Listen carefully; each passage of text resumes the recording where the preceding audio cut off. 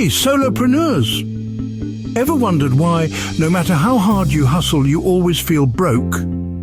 Today, we're diving into the real reasons behind the feast or famine cycle that plagues freelancers everywhere. If you've ever stressed about freelancer taxes, struggled with freelance budgeting, or searched for solopreneur tips that actually work, this video is for you. Imagine this: you just landed a big client, cash is flowing in, life is good, until tax season hits, your savings are gone and you're scrambling to pay bills. Sound familiar?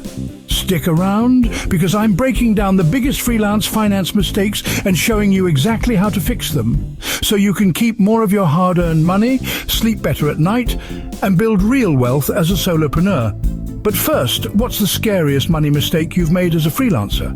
Drop it in the comments below. The biggest reason freelancers stay broke isn't lack of talent or opportunity. It's not understanding how to manage money when your income is unpredictable. Unlike a 9-to-5, freelancing means your paychecks are all over the place. One month you're flush, the next you're eating ramen. Here's what usually happens: you get paid, spend most of it, and forget about taxes. When a dry spell hits, you panic and dip into savings, or worse, rack up debt. Tax season arrives and you realize you owe way more than you thought. This cycle repeats, but it doesn't have to. Let's talk about the elephant in the room: quarterly taxes. As a freelancer, you don't have an employer withholding taxes for you. That means you're responsible for paying both income tax and self-employment tax, Social Security and Medicare on your own. How do you know if you need to pay quarterly?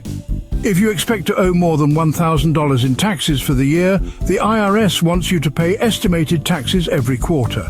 That's 4 times a year: April, June, September and January. How do you pay? Use IRS Direct Pay online. It's fast and easy. No extra forms needed, just make the payment.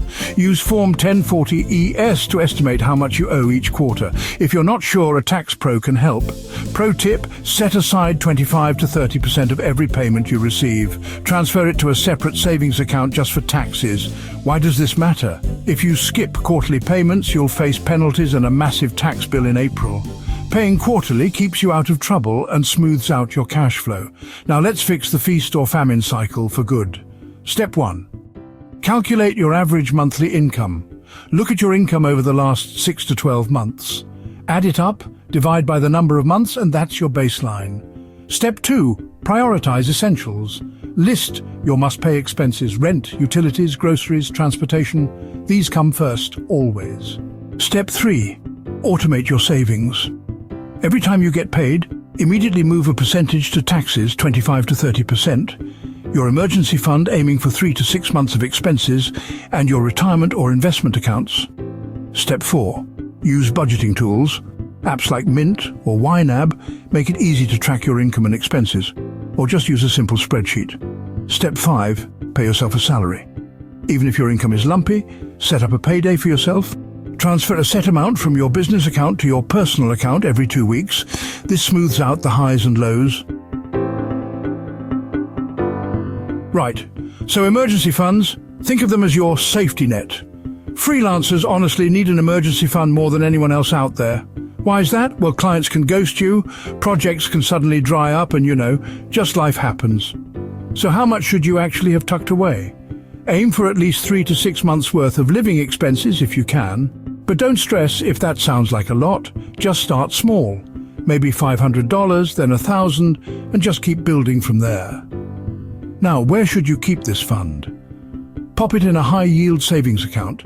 It's important to keep it separate from your checking account, so you're not tempted to dip into it for everyday spending. And why does all this matter? Well, when you hit a slow month, you won't panic or end up in debt. You'll have a buffer, and honestly, that peace of mind is absolutely priceless.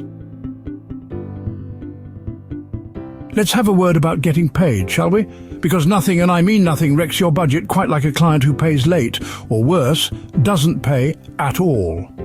So here are a few hacks to get paid faster and more reliably. First, use online invoicing tools. Send professional invoices using platforms like FreshBooks, QuickBooks or PayPal. These let clients pay by credit card or bank transfer, and you can track payments in real time, which is brilliant. Next, always set clear payment terms. Make sure your client knows upfront. Net 15 or net 30 means payment is due 15 or 30 days after the invoice date. If you want to get paid even quicker, offer a small discount for early payment. For bigger projects, always require a deposit, somewhere between 25 to 50% upfront. That covers your time and protects you if the client bails. Also, offer multiple payment options. Accept ACH transfers, credit cards, PayPal, and if you must, even checks. The easier you make it for your client, the faster you'll get paid. Don't forget to automate reminders for overdue invoices. Most invoicing software can handle this for you, so you don't have to chase anyone down. And finally, don't be afraid to charge a late fee if payment is overdue. It really does encourage clients to pay on time. Want to keep more of your money? Here are some pro freelancer tax tips. First, deduct everything you can. Home office, equipment, software, internet, phone, health insurance, and even business meals. If they're legitimate business expenses, they're deductible. Next, open a health savings account if you have a high deductible health plan. An HSA lets you save for medical expenses tax-free. Also, consider S-Corp status. If you're earning big as a freelancer, switching to an S-corporation can actually lower your self-employment tax bill. You pay yourself a salary and take the rest as distributions, which aren't subject to self-employment tax. And of course, track everything. Keep digital records of every expense and receipt. Use apps or scan receipts as you go. The most successful solopreneurs don't just work project to project, they think like business owners. Know your numbers, track your income, expenses and profit every month. Plan for growth, set goals, invest in your skills and diversify your income streams. Build relationships by networking with other freelancers and clients. Referrals are gold, really. Don't chase perfection. Take action, learn and adjust. Progress beats perfection every time. If you're getting value from these tips, hit that like button and subscribe. It helps the channel reach more freelancers just like you. And if you have a question or want to share your own finance hacks, drop a comment below. I read every single one. Let me share a quick story. When I started freelancing, I made every mistake in the book. I didn't save for taxes, I spent too much when money was good, and I had zero emergency fund. Then one year I owed thousands in taxes and had no way to pay. It was a wake-up call. I started tracking every dollar, set up automatic transfers for taxes and savings, and started asking for deposits on every project. Within a year, my finances turned around. Now I have peace of mind, steady cash flow, and I never worry about tax season. If I can do it, so can you. Ready to break the cycle and master your freelance finances? Here's what to do next. Like this video if you found these tips helpful. Subscribe for more solopreneur success strategies every week. Comment below with your biggest freelance finance struggle or your best tip. Share this video with a fellow freelancer who needs to hear this. Remember, you don't have to stay broke. With the right strategies, you can thrive as a freelancer, no matter how unpredictable your income is. Thanks for watching, and I'll see you in the next video.